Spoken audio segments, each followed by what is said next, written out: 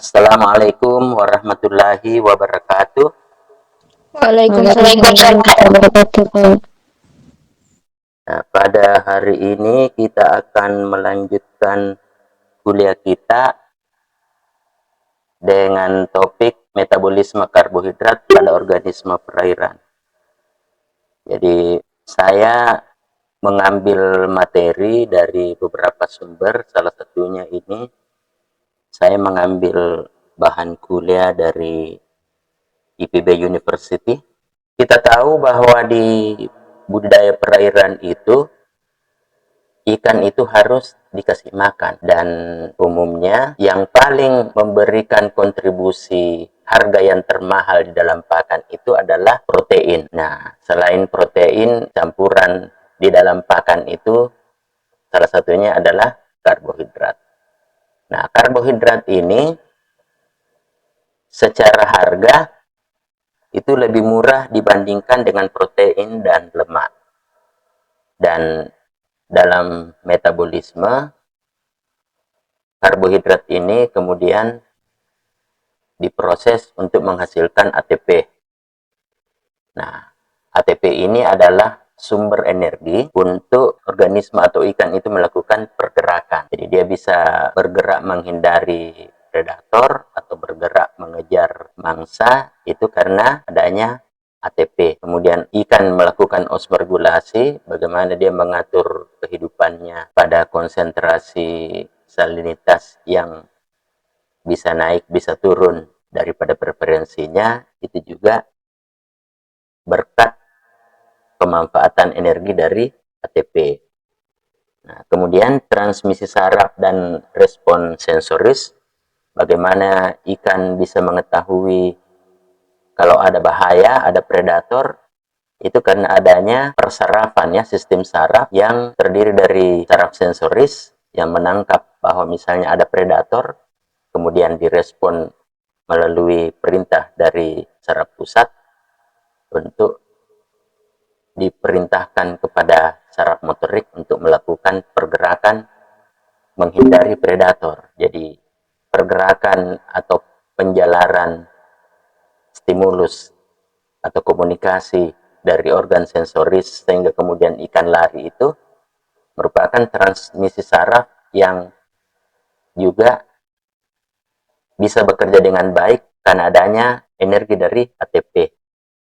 Nah, kemudian metabolisme dan pertumbuhan itu, nah, itu bisa pengaturan metabolisme, kemudian ikan bisa bertumbuh itu juga karena adanya energi dari ATP. Ini di biologi ini saya kira sudah umum ini. ATP, Anda akrab dengan ATP ini, adenosin trifosfat. Karbohidrat itu mengalami proses menghasilkan ATP itu di dalam mitokondria. Nah, kuliah kita pada hari ini membahas bagaimana karbohidrat itu bisa dirubah menjadi ATP. Nah, kita tahu bahwa ketika ikan misalnya mengkonsumsi sesuatu yang mengandung karbohidrat, maka karbohidrat itu yang ditelan lewat mulut itu akan masuk ke dalam pencernaan, kemudian melewati proses enzimatis dan segala macam itu, sehingga karbohidrat yang kompleks seperti pati, ya, polisakarida, polisakarida ini dipecah oleh enzim amilase di saluran pencernaan menjadi unit-unit yang lebih sederhana, yang terkecil yaitu glukosa. Nah, glukosa ini kemudian masuk ke dalam sel dan dipecah di sitoplasma menjadi pirufat. Nah, proses perubahan dari glukosa menjadi pirufat ini itu menghasilkan ATP, namun jumlahnya tidak banyak. Nah, kemudian pembentukan ATP dari karbohidrat juga itu bisa melalui apa yang disebut dengan siklus Krebs. atau nama lainnya siklus asam sitrat. Jadi pirufat yang tadi di glikolisis ini dikatakan bahwa glukosa dipecah menjadi pirufat, produk dari proses yang disebut glikolisis ini itu kemudian masuk ke dalam mitokondria. Nah, mitokondria ini disebut sebagai pabrik energi. Jadi ini kayak pembangkit listrik lah ya. Nah, di sini molekul dipecah lebih lanjut untuk menghasilkan elektron berenergi tinggi. Nah, kemudian ada lagi suatu proses yang disebut fosforilasi oksidatif. Nah, ini adalah proses yang menghasilkan ATP terbanyak. Elektron digunakan dalam rantai transport elektron untuk menghasilkan ATP dalam jumlah besar dengan bantuan oksigen. Jadi inilah ringkasan dari materi kuliah kita hari ini. Kita akan mempelajari glikolisis, siklus Krebs, dan fosforilasi oksidatif.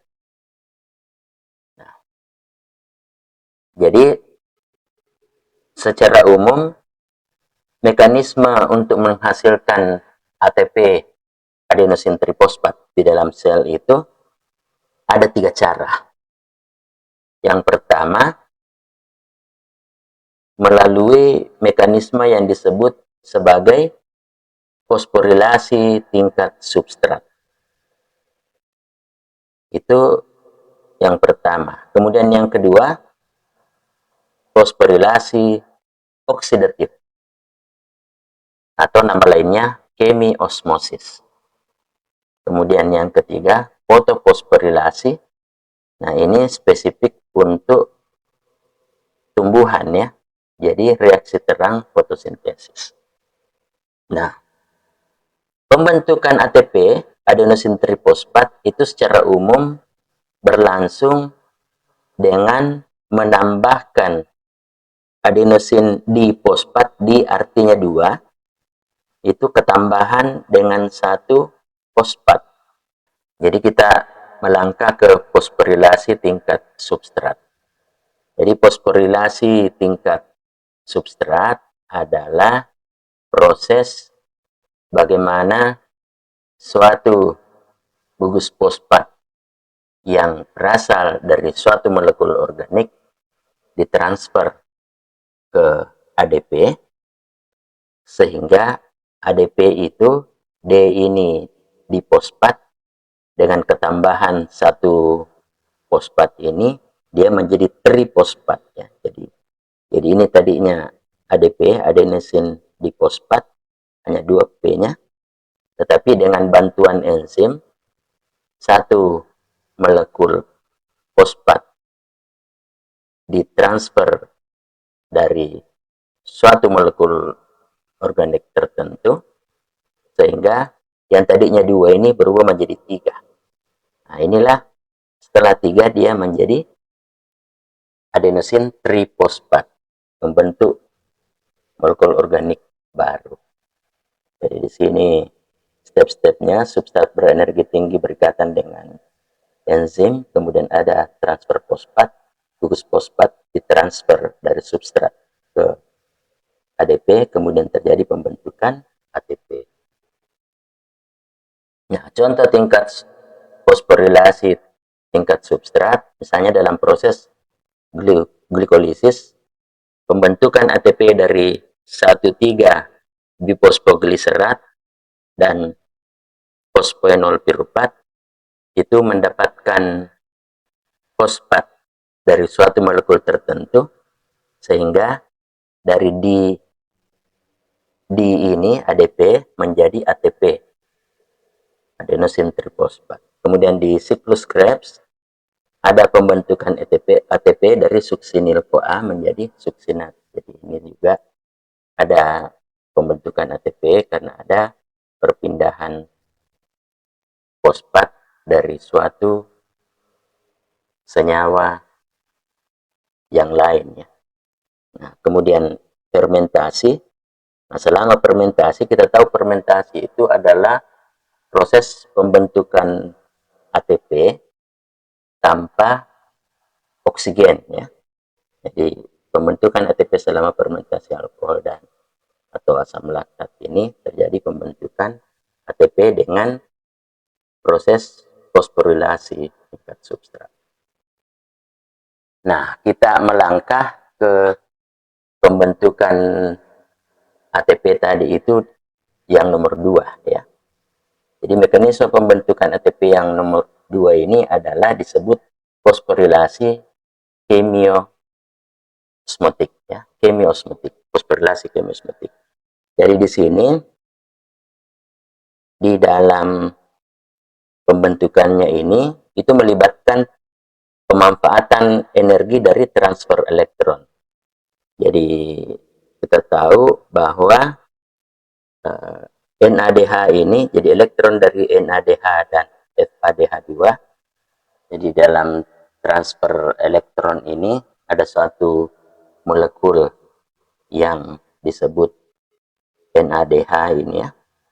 Ini dalam prosesnya dia melepaskan elektron. Kemudian, nah elektronnya ini mengalir melintasi rantai transport elektron. Jadi ini ada elektron, jadi NADH menjadi NAD+, ada elektron yang kemudian loncat dari masing-masing apa ini? Ada tempat kompleks protein yang berfungsi untuk menangkap elektron, kemudian terjadi perpindahan elektron itu dari kompleks protein ini, dan ujungnya elektron itu ditangkap oleh oksigen. Kemudian dengan ditangkapnya elektronnya oleh oksigen tadi itu menghasilkan H2O. Nah, ternyata pelepasan aliran elektron ini itu menghasilkan suatu energi. Jadi di sini, jadi lepasnya elektron tadi itu melompat dari suatu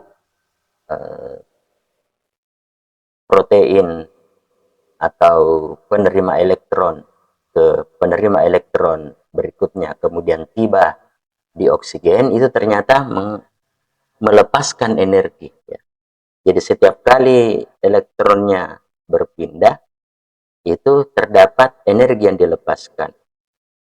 Nah, energi yang dilepaskan itulah yang digunakan untuk memompa H+ yang ada di sini melintasi membran. Jadi ini ada membran, di sini adalah matriks mitokondria ya, yang di sini adalah ruang antar membrannya. Jadi dari energi yang dilepaskan oleh elektron itu digunakan untuk memompa H+ ini keluar. Nah, karena terjadi proses pemompaan terus-menerus, maka akhirnya hidrogen yang ada di luar ini menjadi semakin banyak. Nah, karena kondisinya ini semakin banyak, maka kemudian terjadi gradien H+ ya. Nah, gradien H+ inilah kemudian yang digunakan untuk membuat ATP secara kemiosmosis. Jadi ini sebenarnya dari dalam keluar butuh energi, dari luar ke dalam sudah tidak butuh energi lagi karena dia mengikuti gradien ya. Di sini banyak, di sini sedikit. Anda tahu kalau sesuatu itu bergerak dari tempat yang banyak ke tempat yang sedikit itu tidak perlu energi. Jadi dia akan masuk di sini tanpa membutuhkan ATP melalui suatu protein yang disebut ATP sintase.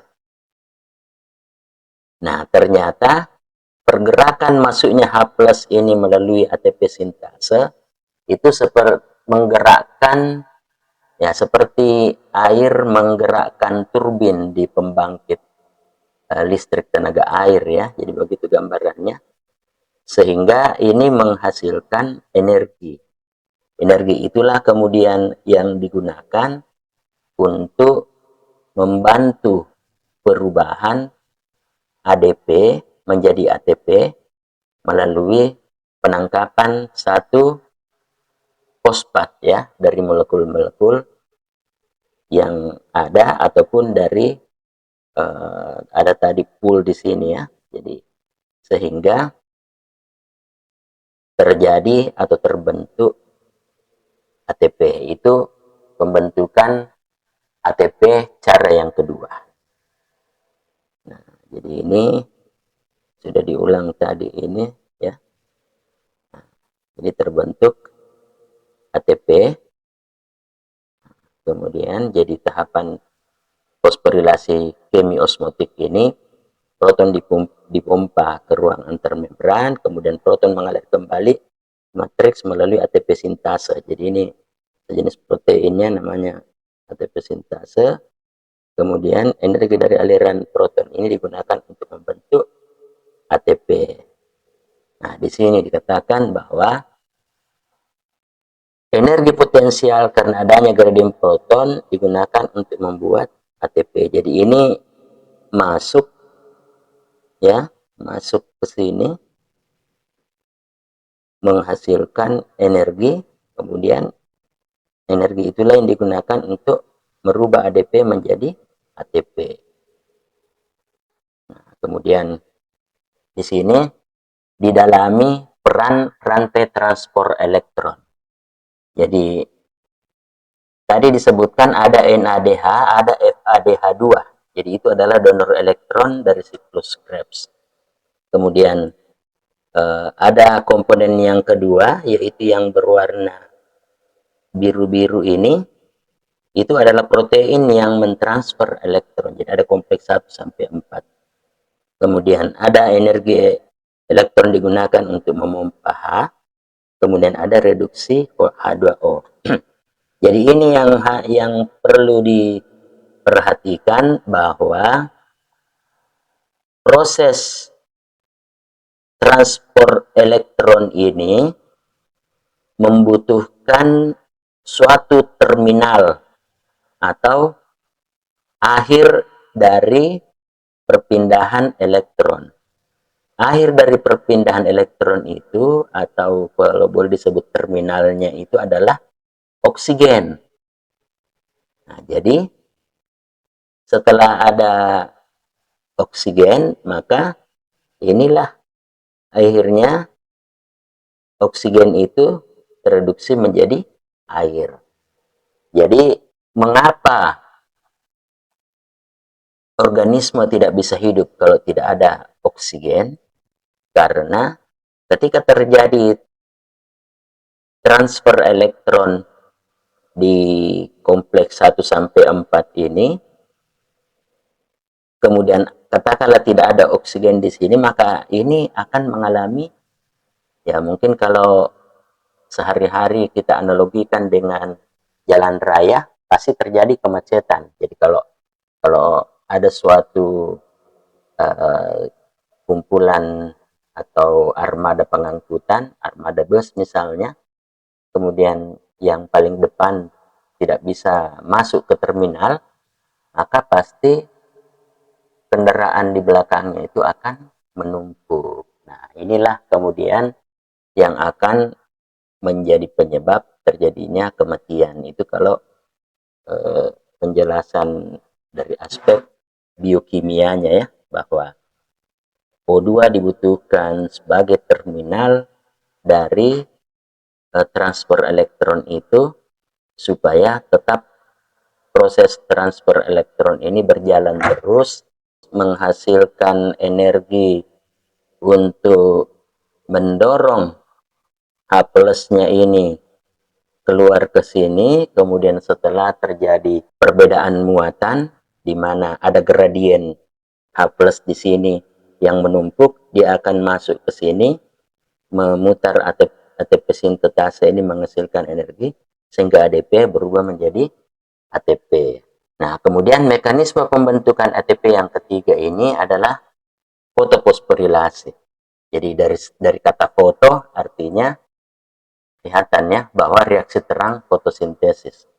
Jadi ini dimulai dengan proses penyerapan cahaya, kemudian ada eksitasi elektron, ada juga transfer elektron di sana, kemudian terjadi pembentukan ATP. Cuma mekanisme ini hanya spesifik untuk tumbuhan karena peristiwa transfer elektron, eksitasi elektron, segala macam ini terjadinya di kloroplas ya. Nah, di sini di foto fosforilasinya ini ada istilah siklik dan non siklik. Jadi siklik itu elektronnya itu kembali ke fotosistem 1, sedangkan non siklik elektronnya itu menghasilkan NADPH. Tuh. Kalau yang tadi di hewan kan elektronnya itu ditangkap oleh oksigen ya. Kemudian terjadi reduksi oksigen menjadi H2O. Ini perbandingan efisiensi ATP. Nah, kita tadi lihat bahwa kalau fosforilasi tingkat substrat, ATP yang terbentuk itu hanya 2. Tapi kalau fosforilasi chemiosmotik oksidatif, yang ada tadi transfer elektron, kemudian ada perbedaan gradien yang menggerakkan H plus dari luar masuk kembali ke matriks mitokondria itu menghasilkan 34 ATP. Kemudian untuk fotofosforilasi non siklik pada tanaman ini dihasilkan 3 ATP. Jadi memang juaranya kalau bisa kita bilang seperti itu adalah di fosforilasi chemiosmotik oksidatif ya. Nah, kemudian peran karbohidrat sebagai kerangka karbon molekul lain. Di sini saya ingin tunjukkan bahwa proses yang terjadi pada karbohidrat, di mana dalam prosesnya tadi itu terdapat salah satunya adalah alfa ketoglutarat, ini menjadi kerangka untuk pembentukan asam amino. Asam aminonya yaitu glutamat dengan bantuan energi. Jadi ada energi, kemudian ada sumber NH3 ini, amina ya, amino, gugus amino. Minggu lalu kita sudah belajar bahwa akhirnya jadi yang berubah ini hanya gugus O di sini digantikan oleh NH3, berubahlah alfa ketoglutarat menjadi glutamat. Jadi ini rangka karbohidrat itu sebagai dasar untuk pembentukan asam amino. Nah, di sini juga ada pirufat. Ya, kita tahu tadi bahwa di glukolisis itu glukosa diproses menghasilkan 2 pirufat. Nah, pirufat itu ternyata bisa diubah menjadi alanin. Jadi dengan ada alanin aminotransferase, jadi gugus O yang di sini itu diganti dengan NH3+, jadilah dia asam amino alanin. Nah, ini juga minggu lalu juga kita sudah belajar tentang asam nukleat ya, ada DNA, ada RNA, DNA deoksiribonukleik acid, RNA ribonukleik acid. Ternyata komponen asal dari deoksiribosa dan ribosa itu adalah dari glukosa ya, dari karbohidrat juga.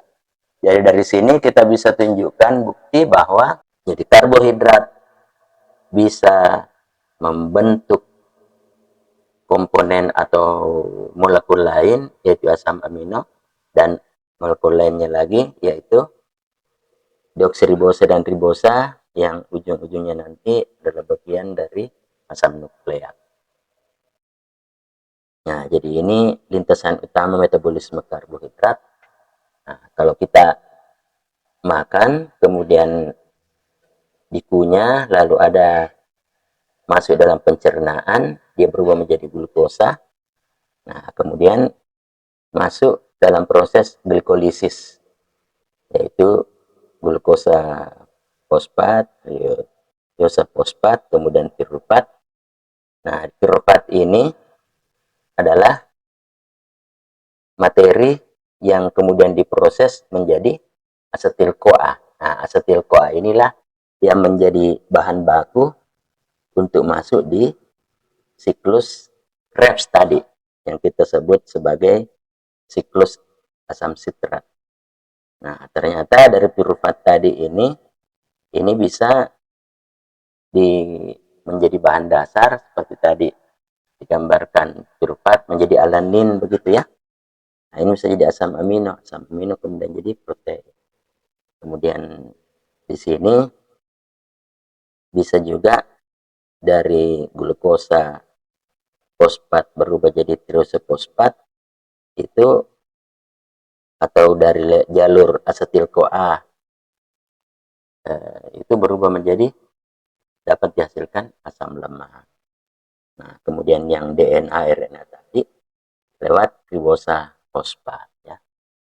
Jadi meskipun harus disampaikan di sini bahwa kalau ditunjukkan bahwa piruvat atau alfa ketoglutarate tadi bisa menjadi glutamat atau bisa menjadi alanin, maka penentunya di situ sebenarnya adalah NH3, adanya gugus NH3. Dari mana NH3 didapat? Itu dari makanan yang mengandung protein. Jadi saya ingin mengatakan, jangan sampai setelah Anda melihat ini, Anda optimis mengatakan, oh kalau begitu ikan tidak usah dikasih makan tepung ikan, kasih saja karbohidrat, atau karbohidratnya bisa menghasilkan asam amino. Tidak begitu, karena tadi penentu perubahan dari piruvat menjadi alanin atau alfa ketoglutarate tadi menjadi glutamat itu adalah keberadaan NH3. Dan NH3 itu ya sumbernya tetap juga protein yang dimakan oleh ikan yang kemudian dimetabolisme. Nah, beda kalau misalnya sebaliknya ya. Nah, kalau misalnya ada ikan yang karnivor, dia makan daging terus. Nah, pertanyaannya apakah dia bisa mendapatkan karbohidrat dari asam amino itu? Bisa. Ini kan tadi berarti asam amino glutamat itu dirubah menjadi alfa ketoglutarate ya, dengan melepaskan NH3-nya dan mengganti menjadi oksigen. Atau kalau tadi protein asam amino alanin itu tinggal melepaskan NH3-nya, kemudian ditukar dengan oksigen, dia menjadi piruvat. Jadi makan karbohidrat tidak menghasilkan protein, tetapi makan protein bisa menghasilkan karbohidrat. Jadi itu. Jadi, nah di sini juga sebenarnya letak rahasianya kalau di perikanan itu. Nah, kita tahu bahwa meskipun ikan itu adalah karnivora, tetapi beberapa proses-proses metabolik di dalam tubuh itu, seperti supaya saraf bisa bekerja, itu butuh karbohidrat. Kemudian untuk pembentukan, kalau udang misalnya, dia butuh exoskeletonnya itu ya, ada kulit luarnya itu ada komponen karbohidratnya juga itu. Nah, daripada asam amino itu yang ada di dalam dagingnya misalnya udang dibongkar untuk menjadi piruvat, untuk memenuhi kebutuhan karbohidrat di dalam beberapa metabolismenya, lebih baik kita menambahkan karbohidrat di dalam pakan ikan.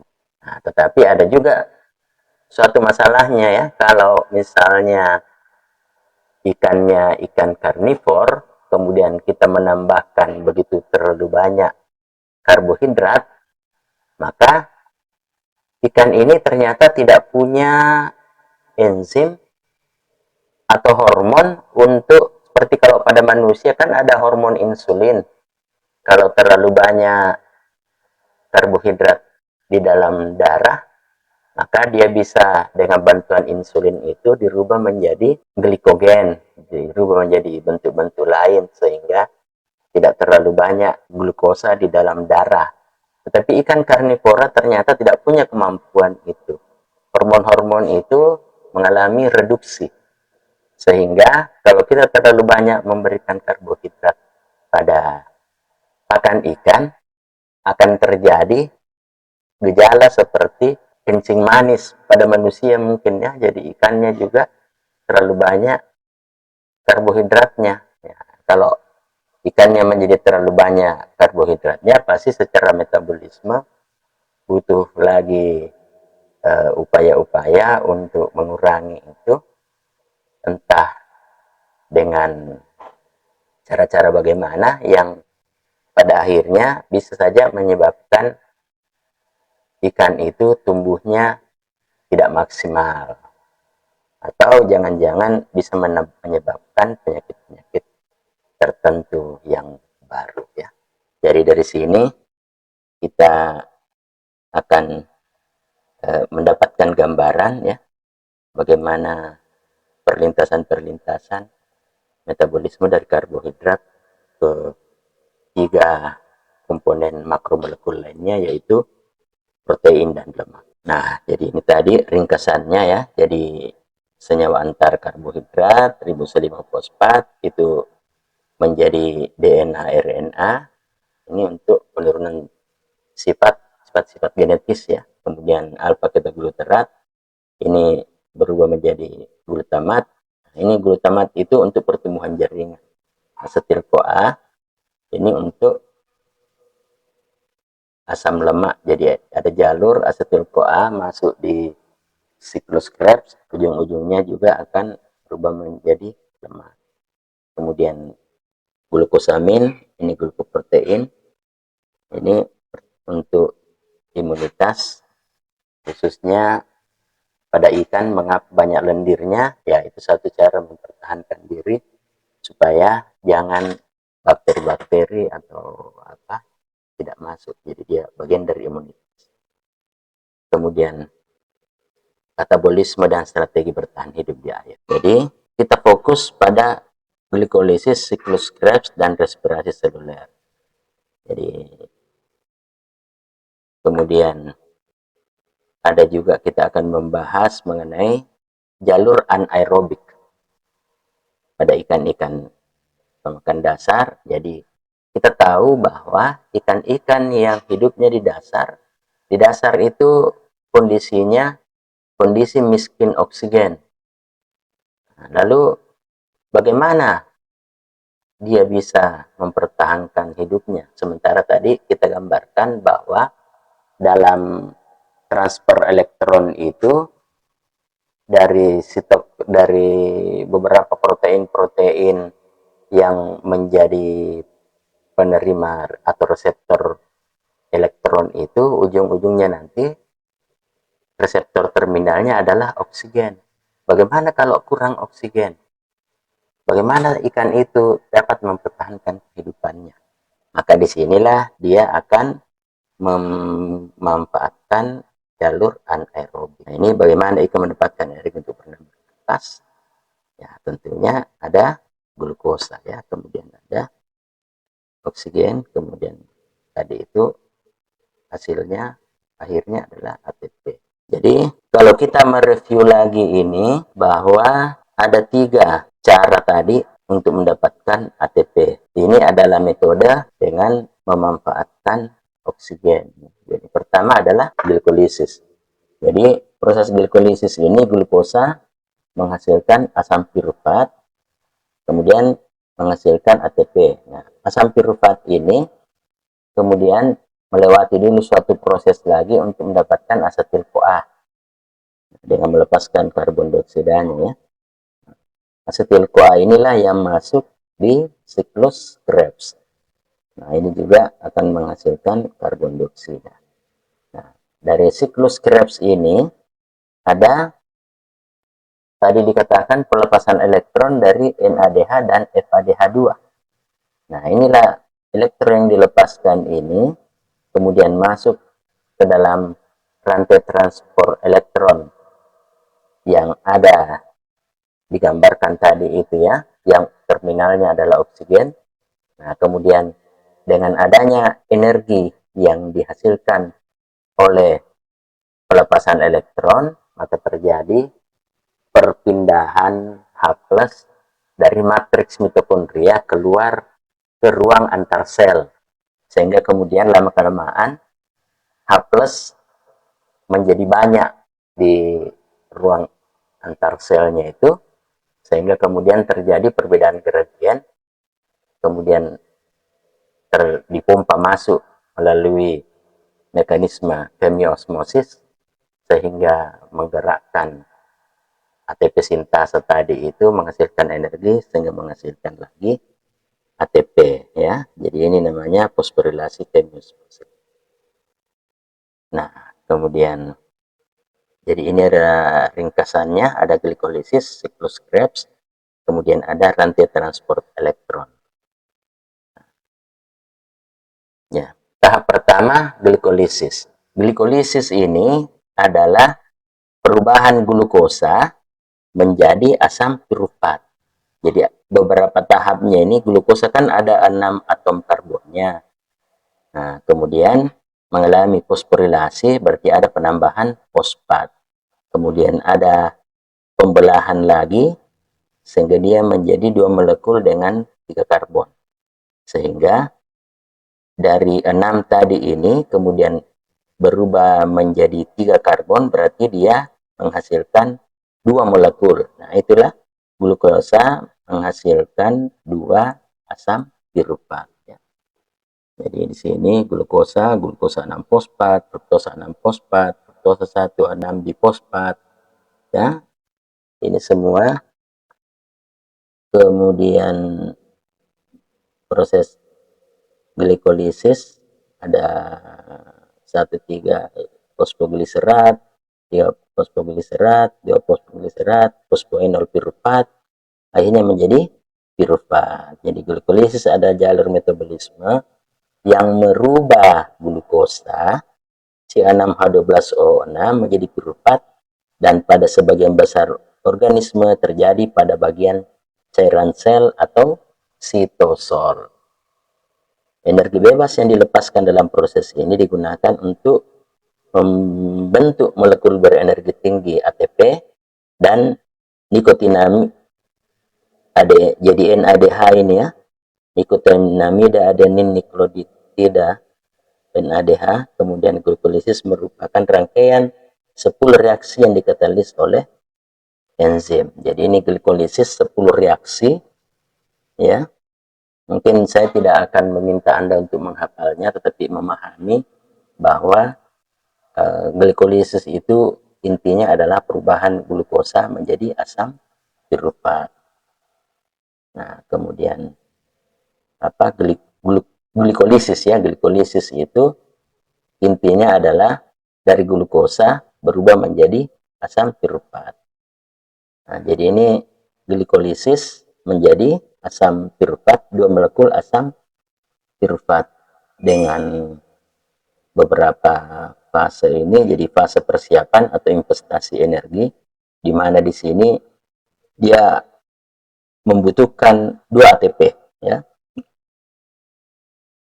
Dia membutuhkan 2 ATP, tetapi di sini dia menghasilkan beberapa ATP. Jadi di sini ada 2 ATP, 2 ATP, 4.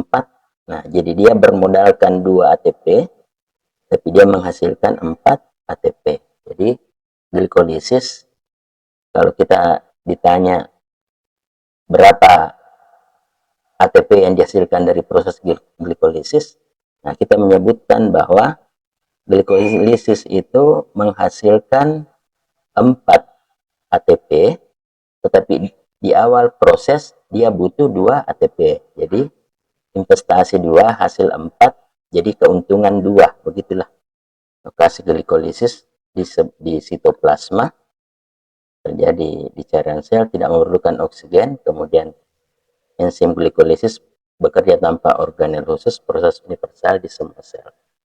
Kemudian hasil glikolisis, nah ini tadi 2 molekul ATP yang dibutuhkan di awal, kemudian dihasilkan 4 ATP, berarti ada untung 2 ya. Kemudian ada juga 2 molekul NADH, kemudian ada juga 2 asam pirufat. Jadi kalau di sini dikatakan mengapa di sini 2? Karena dihasilkan 4 tapi modal tadi 2. Jadi keuntungan 2 ATP ya. Asam pirufat dipersiapkan secara kimiawi untuk siklus Krebs. Pemecahan setiap molekul asam pirufat menghasilkan, nah jadi itu tadi pirufat yang dihasilkan pada glikolisis tidak ujuk-ujuk masuk di siklus Krebs, tetapi dia melewati lagi suatu proses di mana dia dipecah, asam pirufat itu dipecah menjadi asetil-CoA, singkatan dari asetil koenzim A. Jadi asetil koenzim A inilah yaitu senyawa berkarbon 2 ini yang akan masuk di siklus Krebs, ditambah dengan NADH, elektron berenergi tinggi yang ditangkap oleh NAD. Kemudian ada enzimnya CO2 dekarboksilase. Jadi ini jadi asam pirufat yang 3C-nya berubah menjadi 2C-nya. Nah, asetil-CoA inilah kemudian yang masuk ke dalam siklus Krebs. Jadi akan menghasilkan sitrat, kemudian alfa ketoglutarat, kemudian oksaloasetat. Jadi ada pirufat asetil-CoA ini 2C-nya, sitrat 6C-nya, ketoglutarat 5C-nya, kemudian oksaloasetat 4C-nya. Jadi ini mungkin saya gambarkan saja bahwa yang dihasilkan itu pirufat menjadi asetil-CoA menjadi oksaloasetat, kemudian sitrat, kemudian alfa ketoglutarat, suksinil CoA, suksinat, fumarat, malat, kemudian oksaloasetat ya masuk lagi ya, oksaloasetat sebagai input di sini dengan asetil-CoA menghasilkan sitrat ya. Jadi ini adalah siklusnya, jadi dia berputar ya. Ini adalah pemanfaatan dari siklus Krebs itu. Jadi seperti tadi step-stepnya adalah glikolisis menghasilkan glukosa jadi pirufat, kemudian diproses menghasilkan asetil-CoA menjadi input untuk siklus Krebs. Nah, ternyata siklus Krebs ini yang terjadi juga di hewan-hewan yang termasuk mikroba itu kemudian dimanfaatkan. Misalnya produk pertama yang dihasilkan itu yaitu sitrat. Ini ternyata adalah perasa lemon. Jadi ya, yang kita makan, yang kita apa itu, kemungkinan minuman-minuman yang lemon-lemon segala macam itu bukan lemon dari tumbuhan, tetapi lemon dari sitrat ini. Nah, karena dikatakan 99% yang asam sitrat ya segala macam ini itu diproduksi dari mikroba. Nah, inilah kemudian yang masuk ke industri makanan, sehingga kita merasa segar seperti minum jeruk, padahal sesungguhnya bukan jeruk. Nah, yang kemudian dimanfaatkan juga adalah dari alfa ketogluterat. Nah, mungkin masih ingat tadi bahwa alfa ketogluterat itu bagian dari karbohidrat yang hanya dengan melepaskan oksigennya, kemudian menggantinya dengan NH3, jadilah dia glutamat. Nah, ternyata ini glutamat ini menjadi sumber untuk apa namanya ini, penyedap rasa ya. Jadi kita tahu bahwa pitsin atau micin itu adalah MSG. MSG itu singkatan dari monosodium glutamat. Nah, glutamatnya ini dari sini. Nah, ini diproduksi juga oleh mikroba. Ya, jadi proses ini dari siklus Krebs ini dimanfaatkan industri dengan dan diproduksi oleh mikroba ya. Kemudian ini tadi lokasi siklus Krebs itu di matriks mitokondria. Ada enzim khusus yaitu katalis reaksi siklus. Kemudian ada lingkungan aerobik. Hasil dari siklus Krebs, satu molekul ATP, kemudian 3 molekul NADH, satu molekul FADH2, 2 molekul CO2. Jadi hanya satu molekul dari siklus Krebs ini. Nah, yang ketiga, rantai transport elektron. Ya, inilah yang disebut-sebut tadi menghasilkan ATP yang paling banyak ya. Jadi di sini ini matriks mitokondria di wilayah ini membran dalam mitokondria, kemudian ini ruang intermembran ya. Nah, kemudian ada kompleks protein yang dikatakan tadi ini ada menjadi penerima elektron. Nah, kemudian jadi proses pelepasan elektron dari NHDA ke NAD itu menghasilkan energi. Energi itulah kemudian yang dimanfaatkan untuk mendorong H+ ini ke ruang intermembran, keluar dari matriks mitokondria. Nah, kemudian elektron ini kemudian berpindah dari sejumlah kompleks protein yang merupakan pembawa elektron. Jadi dari sini pindah ke sini, pindah ke sini. Yang terminalnya adalah oksigen. Jadi oksigen di sini adalah penerima elektron. Nah, kemudian jadi tadi energi yang dilepas digunakan untuk memompa ke sini.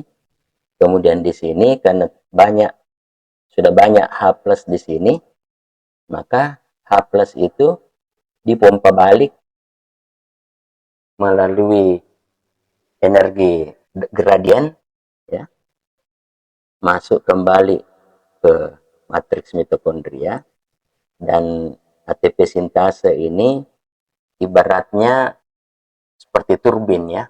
Jadi bahasanya itu bahwa proses mengalirnya ini H+ ke sini memutar turbin menghasilkan energi sehingga ADP berubah menjadi ATP. Dan di sini berapa tadi ATP-nya? Jadi rantai transport elektron NAD A dan FADH itu sumber elektron, kemudian kompleks protein menjadi tempat pemindahan elektron, kemudian gradien proton yang menyebabkan terjadinya perpindahan dari membran intrasel tadi masuk kembali ke matriks mitokondria ya. Nah, sehingga kemudian dengan peran ATP sintase diproduksi ATP. Jadi transfer elektron ada dalam mitokondria, kemudian dalam lipatan-lipatan kristal, kemudian ruang antar membran, akumulasi protein penting.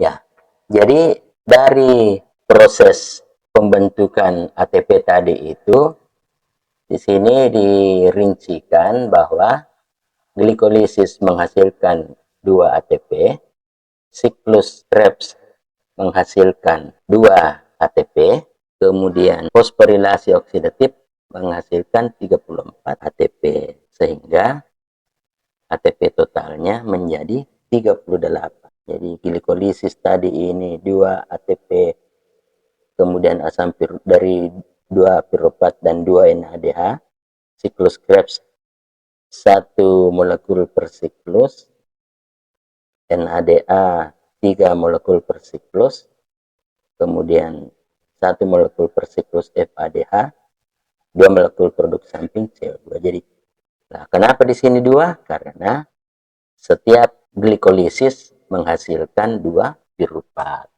Jadi 1 ATP per siklus ini dikali 2. Jadi ini juga dikali 2. Jadi 6 ya. FADH2 juga jadi 2 kali 2. CO2 juga dikali 2. Jadi dia 4. Jadi dari sini 2, dari sini 2. Fosforilasi oksidatif 34. Sehingga setiap kali terjadi respirasi seluler, nah itu tadi kenapa disebut respirasi seluler, karena ujungnya adalah terikatnya elektron itu pada oksigen ya. Jadi akhir respirasi seluler didapatkan 38 ATP. Jadi ini tadi respirasi seluler itu terjadi pada ikan-ikan yang umumnya hidup pada kondisi yang kaya oksigen. Pertanyaannya tadi itu bagaimana ikan-ikan yang hidup di dasar ya.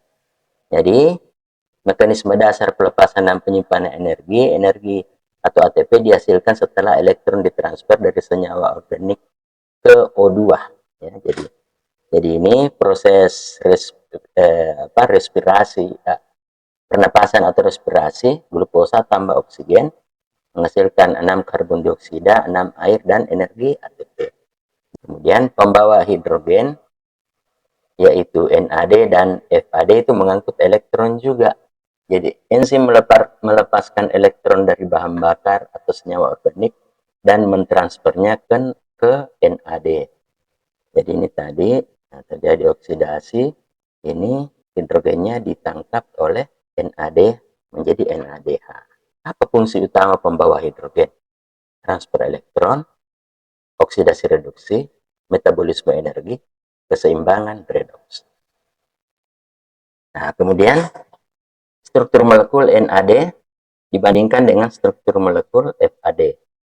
Nah, jadi NAD menerima 2 elektron 1 proton dan berperan dalam glikolisis. Jadi ini NAD ini di glikolisis, sementara FAD di siklus Krebs. Jadi, kemudian mekanisme transfer, enzim melepaskan elektron, kemudian elektron ditransfer ke NAD. NAD ini bekerja di glikolisis, FAD bekerja di siklus Krebs, kemudian pembentukan NADH atau FADH, kemudian transfer ke rantai elektron. Nanti di rantai elektron itu ketemu di ujungnya, di terminalnya, ditangkap sama oksigen tadi itu ya. Jadi energi dilepaskan seiring dengan pengaliran elektron dari pembawa hidrogen ke O2. Jadi tadi ini setiap kali dia berpindah elektronnya terjadi pelepasan energi. Energi yang dilepaskan inilah yang digunakan untuk mendorong atau memindahkan A+ tadi itu dari matriks mitokondria keluar ke ruang antar membran ya. Dengan berpindahnya elektron dari satu pembawa ke pembawa berikutnya, energi dilepaskan dalam jumlah kecil. Kemudian pengenalan NADH. NADH adalah molekul kunci dalam proses metabolisme sel. NADH mengandung elektron berenergi tinggi dari proses sebelumnya. Inisiator reaksi, NADH memulai rangkaian reaksi dalam rantai transport elektron. Rantai transport elektron, ya ini diperdalam lagi ini. Kompleks 1, NADH menyerahkan elektron ke kompleks protein pertama. kemudian kompleks 2, 3, ini elektron berpindah melalui serangkaian protein pembawa. Kemudian ke kompleks 4, oksigen menerima elektron di akhir. Kompleks 4 ini adalah oksigen, jadi di sini ya, jadi kompleks 4 di sini ya, sekitar ini oksigen akseptor. Jadi 1, 2, 3, 4. 4 ini yang terakhir, yaitu oksigen sebagai penerima elektron di rantai akhir.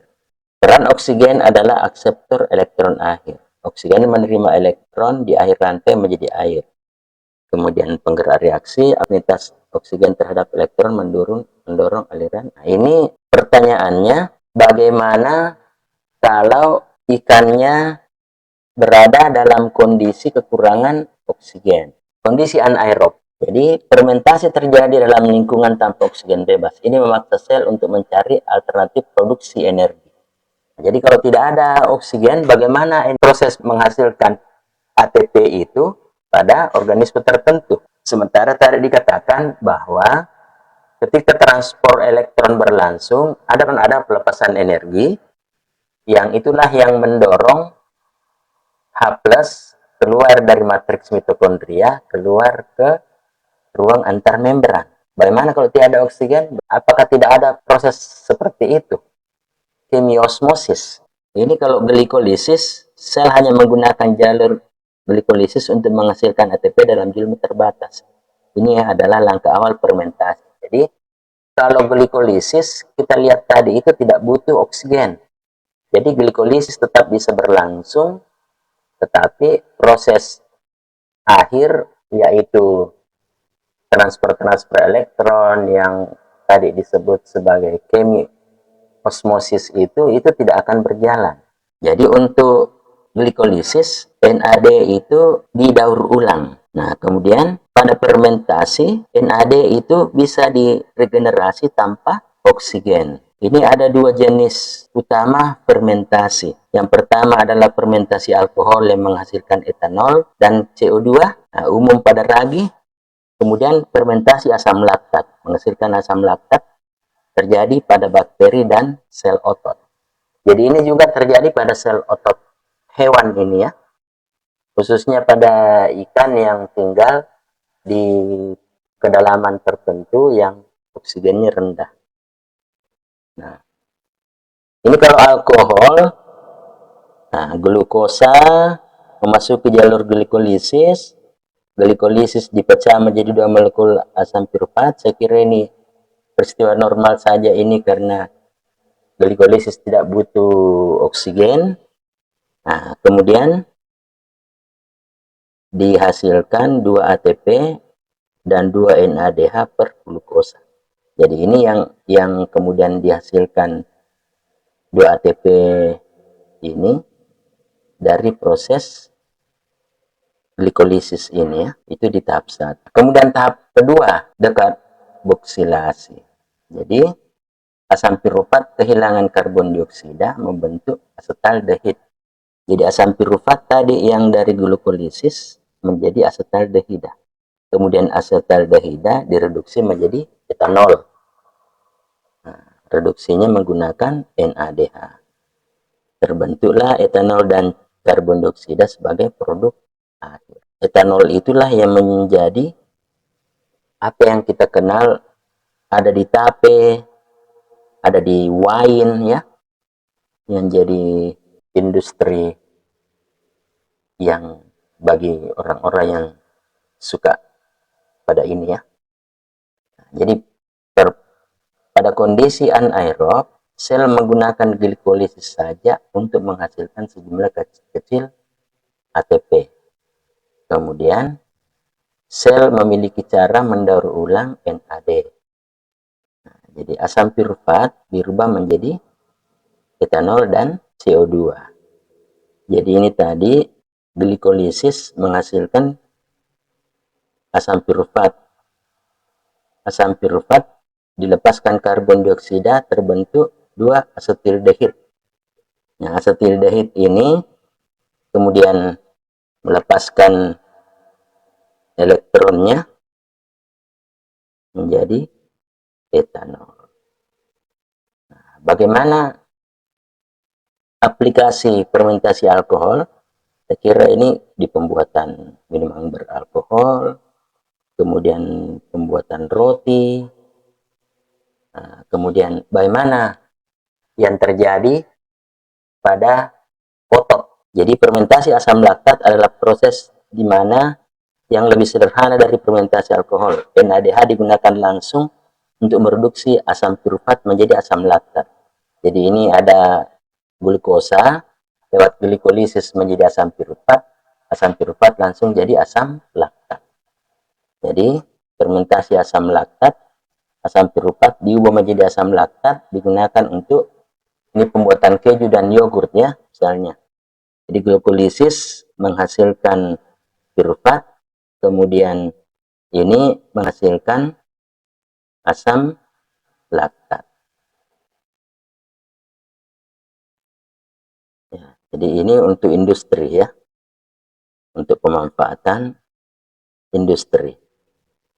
Nah, tetapi kita manusia atau hewan, pada kondisi tertentu saja, misalnya kita sedang berlari, maka kebutuhan oksigen untuk otot itu jauh lebih tinggi daripada apa yang disuplai oleh paru-paru pada saat kita lari. Nah, karena itu otot-otot itu mendapatkan kebutuhan ATP-nya itu kadang-kadang menggunakan metode yang seperti ini ya. Jadi glikolisis, NADH, jadi dia dapat ATP dari glikolisis, 2 ATP, kemudian mendapatkan asam laktat. Nah, asam laktat itulah kemudian yang tertimbun di otot, sehingga setelah sampai di finish, mungkin pelarinya merasa kakinya kecapean atau apa, sehingga biasa butuh diurut-urut. Itu karena adanya asam laktat di ototnya. Nah, ini mikroorganisme fermentasi asam laktat. Ini aplikasi fermentasi asam laktat untuk bisnis ya, untuk industri ya, sehingga kemudian ada inovasi-inovasi fermentasi terkontrol, kemudian bahan baku yang sifatnya baru, kemudian ada aplikasi biotek, kemudian ada fermentasi berlanjutan ya. Nah, kemudian ada anaerob fakultatif dan anaerob obligat. Nah, anaerob fakultatif artinya sel dapat beralih antara metabolisme aerobik dan anaerobik. Ini tadi sel otot hewan dan manusia. Ketika kekurangan oksigen, sel ini dapat melakukan fermentasi asam laktat. Inilah tadi yang terjadi ketika misalnya tiba-tiba kondisi perairan kekurangan oksigen, ya hewan masih bisa bertahan hidup dengan memanfaatkan metabolisme yang fermentasi asam laktat tadi. Tapi tentunya dalam batas-batas tertentu. Kalau misalnya kelamaan, jumlah ATP yang dihasilkan dari glikolisis tidak cukup untuk mensupport kebutuhan energinya, kemudian sudah terjadi penumpukan asam laktat, ya pasti dia akan mati. Itu juga kondisi-kondisi yang adaptif, ya kemungkinan hewan ikan-ikan yang seumur hidupnya berada di dasar dengan oksigen yang rendah, mungkin telah mengembangkan suatu metabolisme yang sedemikian rupa sehingga dia bisa menyesuaikan diri dengan kondisi oksigen rendah, kemudian melaksanakan metabolisme dengan mekanisme fermentasi asam laktat ini. Nah, ini tentu membutuhkan riset-riset, atau yang tertarik ini silakan cari bacaan-bacaan lebih mendalam tentang itu. Kemudian anaerob obligat, organisme yang tidak dapat bertahan hidup jika terdapat oksigen. Jadi obligat ini artinya wajib ya. Jadi wajib anaerob. Mereka bergantung sepenuhnya pada proses anaerob untuk menghasilkan energi. Jadi sama misalnya kita pakai ragi tape ya. Jadi dia itu obligat anaerob. Ketika kita bikin tape, kita buat supaya tertutup rapat, jadi anaerob. Tapi ketika dia terbuka sedikit, nah tapi kita jadi gagal, ya, karena memang dia adalah anaerob obligat. Ini yang bisa saya sampaikan. Jadi terima kasih. Sampai jumpa pada materi kuliah saya berikutnya.